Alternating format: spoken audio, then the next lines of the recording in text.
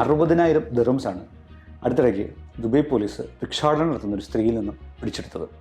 മറ്റൊരു സ്ത്രീയിൽ നിന്നാകട്ടെ 30,000 ദിർഹംസും അവർ കണ്ടെടുത്തു. അതായത് ഭിക്ഷാടനം ഒരു പ്രൊഫഷനായി കരുതുന്ന നിരവധി ആൾക്കാർ ഈ മേഖലയിലുണ്ടെന്നാണ് ഷാർജ പോലീസ് പറയുന്നത്.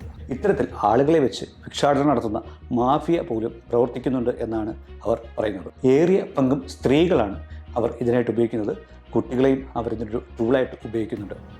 വരും ദിവസങ്ങളിൽ പ്രത്യേകിച്ചും നോയമ്പ് കാലമൊക്കെ ആരംഭിക്കുന്നതോട് തന്നെ പള്ളികൾ കേന്ദ്രീകരിച്ചും മറ്റും ഇത്തരത്തിലുള്ള പ്രവർത്തികൾ അധികമാകാനുള്ള സാധ്യത ഉണ്ടെന്ന് ദുബായ് ആൻറ്റി ബെഗ്ഗിംഗ് അതോറിറ്റി പറയുന്നു. ഇത്തരത്തിലുള്ള ഭിക്ഷാടന മാഫിയയും മറ്റും നിയന്ത്രിക്കുന്നതിന് വേണ്ടിയിട്ട് അവർ നിരവധി പദ്ധതികൾ ആവിഷ്കരിച്ചിട്ടുണ്ട്. അവരെ ഉദ്ധരിച്ച് ഖലീജ് ടൈംസാണ് ഈ വാർത്ത പുറത്തുവിട്ടത്. ഇത്തരത്തിലുള്ള അനധികൃത ഭിക്ഷാടനവുമായി ബന്ധപ്പെട്ട പ്രവർത്തനങ്ങൾ ശ്രദ്ധയിൽപ്പെട്ട അറിയിക്കുവാനുള്ള നമ്പരും അവർ അതിൽ പ്രസിദ്ധീകരിച്ചിട്ടുണ്ട്. അതിൻ്റെ ലിങ്ക് ഈ വീഡിയോടൊപ്പം കൊടുത്തിട്ടുണ്ട്.